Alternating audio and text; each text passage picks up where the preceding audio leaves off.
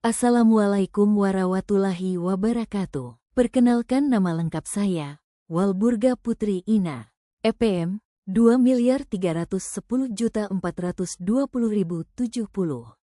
Pengertian pasar-pasar dalam ilmu ekonomi tidak hanya berarti tempat, tetapi merupakan konsep yang mencakup kegiatan jual beli antara penjual dan pembeli. Pasar dapat bersifat fisik, seperti pasar tradisional, atau virtual, seperti e-commerce dan pasar saham. Pasar berfungsi sebagai media distribusi barang dan jasa, serta tempat terbentuknya harga melalui interaksi antara permintaan dan penawaran. Fungsi pasar: 1. Distribusi, mempermudah distribusi barang dan jasa dari produsen ke konsumen. 2. Penentuan harga, harga ditentukan oleh kekuatan permintaan dan penawaran. 3. Informasi, pasar menyediakan informasi kepada konsumen dan produsen mengenai harga dan kualitas barang.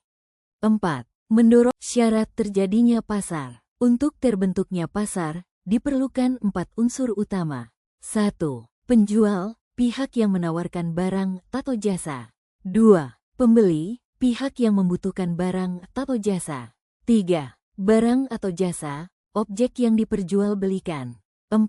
Interaksi, komunikasi yang menghasilkan kesepakatan harga dan transaksi. Jenis pasar berdasarkan wujudnya. 1. Pasar konkret, tempat fisik di mana transaksi dilakukan secara langsung. Contoh, pasar tradisional, toko swalayan. 2. Pasar abstrak, tidak memiliki lokasi fisik, transaksi terjadi melalui media komunikasi seperti internet atau telepon. Contoh, pasar valuta asing, e-commerce. Jenis pasar berdasarkan waktu. 1. Pasar harian, beroperasi setiap hari, seperti pasar sayur. 2. Pasar mingguan, berlangsung seminggu sekali. Contoh, pasar kaget. 3. Pasar tahunan, diadakan sekali setahun, seperti pameran. 4. Pasar temporer, hanya berlangsung untuk waktu tertentu saja. Struktur pasar dalam ekonomi. 1. Pasar persaingan sempurna, banyak penjual dan pembeli, produk seragam, harga ditentukan pasar. 2. Pasar monopoli, satu penjual, tidak ada pesaing. 3. Pasar oligopoli, beberapa penjual besar, produk bisa serupa atau berbeda. 4. Pasar persaingan monopolistik, banyak penjual dengan produk berbeda tapi substitutif.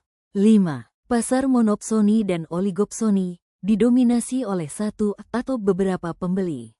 Pasar persaingan sempurna. Ciri-ciri: banyak penjual dan pembeli. Produk homogen. Informasi pasar tersedia luas. Tidak ada campur tangan pemerintah.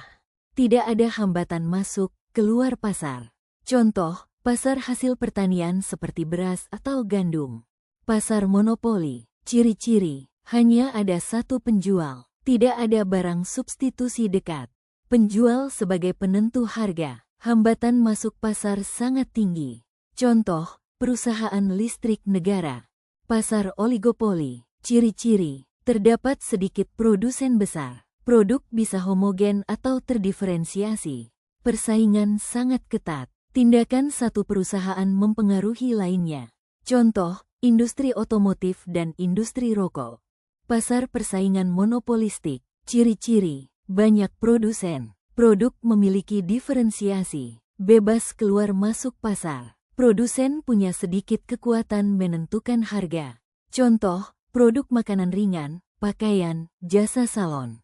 Pasar monopsoni dan oligopsoni. Monopsoni, satu pembeli menghadapi banyak penjual. Contoh, pemerintah sebagai pembeli hasil panen petani. Oligopsoni, beberapa pembeli menghadapi banyak penjual. Contoh, industri pengolahan kopi yang membeli dari petani. Peran pemerintah dalam pasar. 1. Menstabilkan harga untuk mencegah inflasi, deflasi. 2. Melindungi konsumen dan produsen dari kecurangan dan eksploitasi. 3. Mengatur dan mengawasi kegiatan ekonomi untuk mencegah praktik monopoli. 4. Menyediakan barang publik yang tidak disediakan oleh pasar, seperti jalan dan layanan kesehatan. Kesimpulan: pasar adalah elemen sentral dalam sistem ekonomi. Dengan memahami jenis, struktur, dan peran pasar, kita dapat memahami cara kerja ekonomi secara menyeluruh serta peran penting konsumen, produsen, dan pemerintah di dalamnya. Produsen dan